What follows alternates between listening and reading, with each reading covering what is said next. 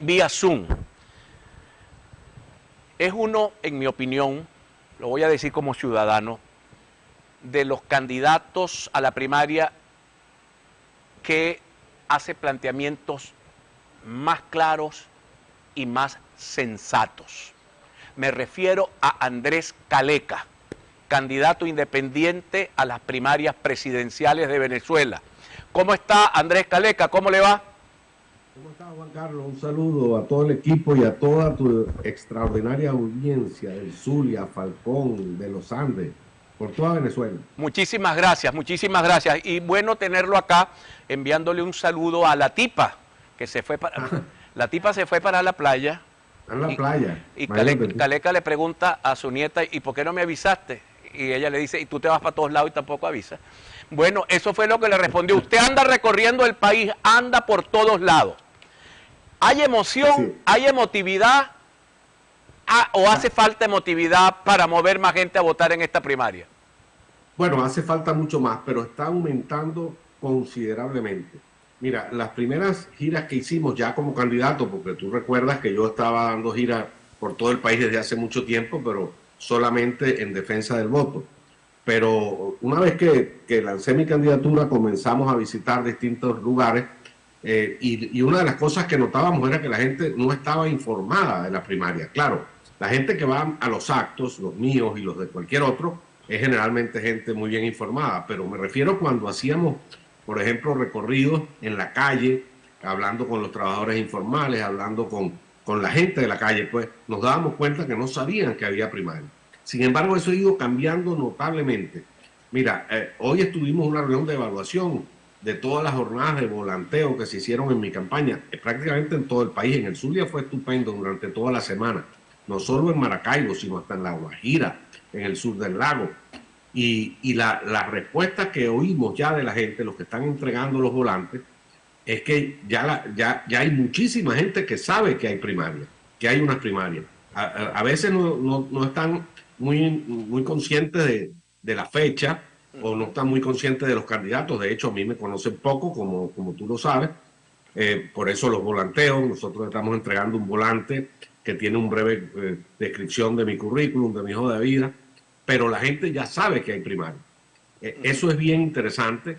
Y bueno, falta tiempo. Las primarias son el 22 de octubre. De hecho, en el cronograma de la primaria ni siquiera ha comenzado la campaña electoral interna de la primaria. Claro, De manera que hay bastante tiempo. hoy me preocupó algo de la rueda de prensa de la Comisión Nacional de Primarias. Ellos hablaron, bueno, en el Zulia van a haber casi 390 centros de votación. Eso significa que si tenemos 109 parroquias, estamos hablando como de 3 centros de votación por parroquia. Me parece maravilloso.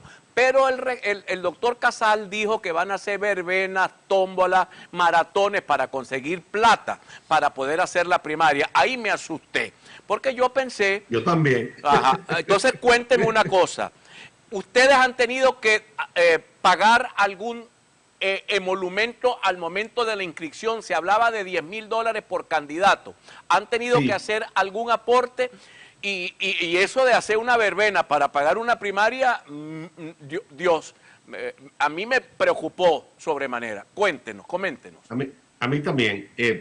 Uno de los problemas graves de la primaria autogestionada, a la cual se llegó de manera obligada, porque sencillamente el gobierno implosionó el Consejo Nacional Electoral y estamos sin Consejo Nacional Electoral, con lo cual no podemos utilizar los centros electorales tradicionales de las votaciones en Venezuela, ni las mesas electorales tradicionales, sino que tenemos que ir a abrir centros, a abrir mesas. Adicionalmente no podemos usar la plataforma tecnológica del CNE. Eso nos va a obligar, imagínate, o va a obligar a la Comisión de Primaria a imprimir millones de boletas electorales, porque la votación será manual. Bueno, todo eso dificultaba el proceso. Los candidatos teníamos una cuota, o tenemos una cuota de $10,000 por candidato, pero suma tú, somos 14 candidatos. 140. En total son $140,000. Eso no alcanza en absoluto para afrontar una jornada tan difícil como esta. A mí también me preocupó la información de la Comisión de Primaria. Yo no tengo mayor información que tú en este momento sobre el tema financiero. Tengo información y estoy manejando información sobre los centros que se están abriendo. En el Zulia, al fin, Hace unas horas se llegó a un acuerdo definitivo, había distintas opiniones en el seno de la Comisión de Primaria Regional y en la Plataforma Unitaria Regional, pero me acaban de informar, estábamos por empezar el programa cuando me llegó un mensaje vía WhatsApp, humo blanco en el Zulia, se pusieron de acuerdo ya. Bueno, era uno de los pocos estados que faltaba. Ahora, hasta allí llega mi información. La información financiera no la tengo, no la conozco. Está prevista una reunión de la plataforma unitaria con los candidatos, posiblemente esta semana. Allí tendré más información sobre este tema. Ahora, hay algunas cosas que me preocupan a mí de la primaria, que ha sido planteada por algunos sectores participantes como propinarle una derrota a un sector de la oposición. Primero voy por estos, por la cabeza de estos, y después voy por la cabeza de Nicolás Maduro. Cuando una cosa se hace así, a mí me parece que va a costar mucho el tema de la unidad. Usted ha planteado que al día siguiente de resultar electo en las primarias, usted iría a buscar a la otra oposición y a ese 67% de ciudadanos que no se entusiasman por la primaria. Coménteme un poco estas contradicciones que observamos entre los candidatos. Sí, hemos visto algunas contradicciones, incluso peores que esa que tú señalas. Yo oí al principio del proceso una frase que me espeluznó, una persona que dijo: yo voy a las primarias no para unir a la oposición, sino para barrer con la oposición. Imagínate tú.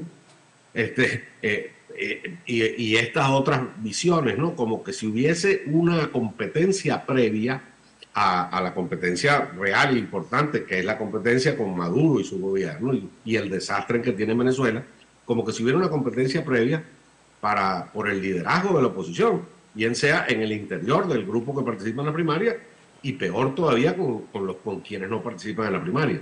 Lo primero es acotar la primaria. La primaria es solamente un mecanismo que se acordó en los partidos que integran la plataforma unitaria para elegir el candidato de ese sector de la oposición a las elecciones del 2024. De manera que ponerle a las primarias cosas como que si la primaria es para elegir el liderazgo de la oposición, me parece que es estar fuera de la realidad. Vamos a ponerte un ejemplo. Gano yo las elecciones primarias y a partir de ahí soy el líder de la causa R. Mentira, el líder de la causa R es Andrés Velázquez. Eso no se discute en una primaria.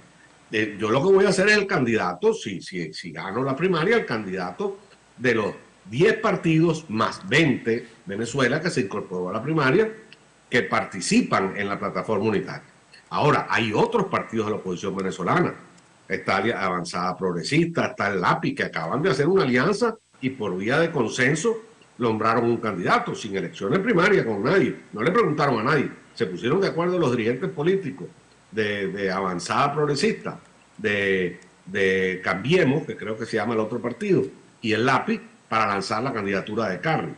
Ok, vamos a ir con 2 candidatos o 3 o 4 para las elecciones del 2024. Yo creo que es un error de todos.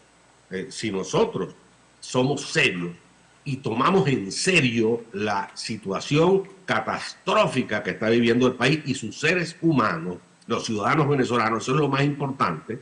Bueno, nosotros tenemos que hacer lo posible y lo imposible para ir con una fórmula única, unitaria, para enfrentar a esa poderosa maquinaria electoral muy bien aceitada, con mucho dinero y con muchas amenazas y con muchos recursos, usando los recursos del Estado completo, que es la maquinaria del PSUV y su candidato. Ahora, se supone que va a ser Maduro. Veremos quién en definitiva nombran ellos de candidato. Ajá. Por eso yo insisto, hay que poner los pies en la tierra. Aquí nos necesitamos todos. Yo he planteado como lema de mi campaña hacia una gran coalición nacional. Fíjate que uso la palabra coalición y la diferencia de unidad, porque unidad, bueno, te pueden decir, mira, que la candidatura de Carly es unitaria de estos 2 o 3 partidos. Y la mía, en caso de que gane la primaria, es unitaria de la plataforma. Ajá, pero esa unidad no basta.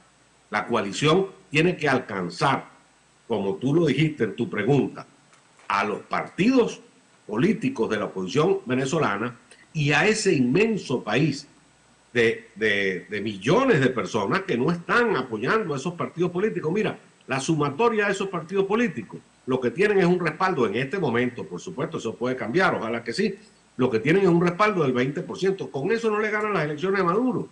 Tú necesitas, y por cierto, no solo que no le ganan las elecciones a Maduro, eso no va a bastar para gobernar después en el caso que gane.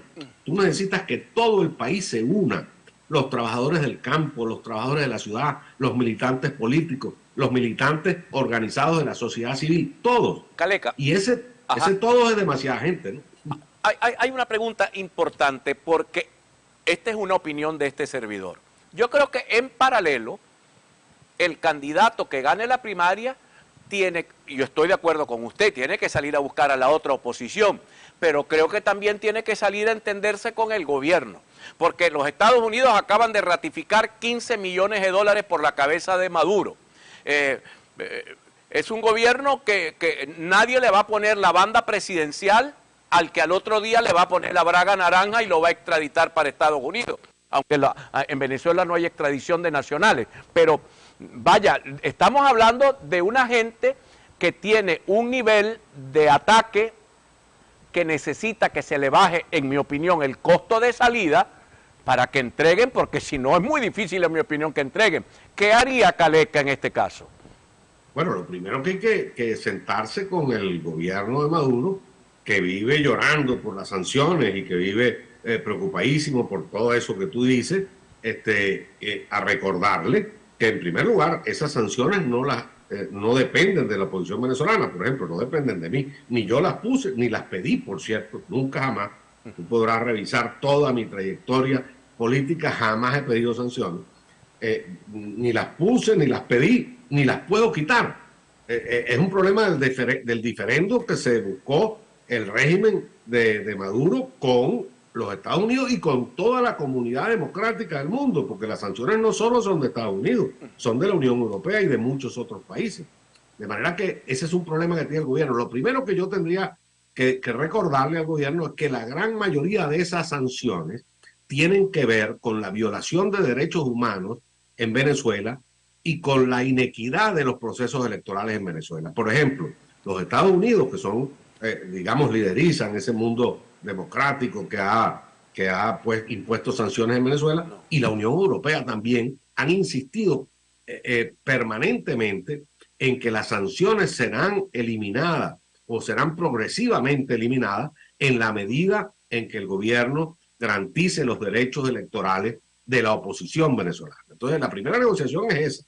Señores, miren, tienen ustedes que provocar unas elecciones libres, unas elecciones democráticas, unas elecciones equitativas, y nosotros le vamos quitando las sanciones. Maduro ha dicho claramente y ha reconocido que lo que está en el juego es eso. Ha dicho claramente, si aquí olvídense de elecciones justas, imagínate tú, presidente de la República, así lo ha dicho, sí, señor, de elecciones justas mientras haya sanciones. Entonces aquí el tema está en qué es primero, ¿no? Los Estados Unidos dicen, primero, garantízame elecciones justas, y segundo, te quito las sanciones. Maduro dice, no, al revés. Bueno, es una negociación entre ellos. ¿Nosotros qué podemos hacer? ¿Qué puede hacer? Bueno, lo que pasa es que eso lo que pudiera hacer es que no le entreguen a Andrés Caleca la presidencia de la República, claro, que saboteen la elección. O sea, ahí hay que entenderse con los norteamericanos, con el presidente Biden en todo caso. Puede ocurrir incluso, cosa que Maduro amenazó con ello, lo cual hubiera sido un escándalo en cualquier país del mundo, pero aquí pasó por debajo de la mesa. Maduro amenazó en cadena nacional que a lo mejor incluso no habrían elecciones. Hasta ese nivel ha llegado Maduro. Ahora, es obvio que yo no creo que Maduro tenga la fuerza y el respaldo necesario como para suspender las elecciones del 2024. Bueno, habrá que negociar. Luego, mira, en cualquier cambio de gobierno, y más en una situación como esta, ambos factores, digamos los factores que acceden al gobierno y los que se retiran, negocian de todo. O sea, incluso antes era normal, tú lo recuerdas, Juan Carlos, era normal hasta las comisiones de enlace, ¿te acuerdas? Así es, claro. Un largo periodo en que los dos movimientos se ponían de acuerdo en cómo iban a entregar el gobierno. A eso hay que regresar. Caleca, ¿le puedo pedir que se quede un segmento más con nosotros? Claro, cómo no. Sí, le voy a dejar una pregunta sueltica porque ya vamos a hablar de estos temas. Ricardo Sucre Heredia publica un interesantísimo análisis en El Cooperante sobre el debate, y cuando los jóvenes le preguntaron a los candidatos qué ofrecen, dice Ricardo Sucre, yo no lo escuché, que Caleca dijo no les ofrezco nada. Eso recibió mucho aplauso en las redes sociales, porque usted como que dijo algo así como Churchill, les ofrezco sangre, sudor y lágrimas. Al retorno, quisiera que usted nos ampliara qué significó eso que usted dijo en el debate. Evelyn, ¿cómo cierra el segmento? Cerramos con esta noticia. Fedeagro dice, con mejores condiciones en el país, el consumidor pagaría 30 o 40% menos en alimentos. Revisamos esta nota. El campo se enfrenta a problemas de distintas índoles, tanto la escasez como el precio del diésel. Además, por orden del Instituto Nacional de Salud Agrícola Integral, desde el 1 de agosto se prohibirá el traslado y la comercialización de productos y subproductos de origen vegetal a todos aquellos productores y comerciantes que no estén registrados en el Sistema de Información, Gestión y Estadística de la Salud Agrícola Integral. Celso Fantinel, presidente de Confederación de Fedeagro, aseguró que el sector está en un proceso de recuperación, insistiendo en que luego de una caída en rubros tan importantes como el maíz, hortalizas de más del 70%, están recuperando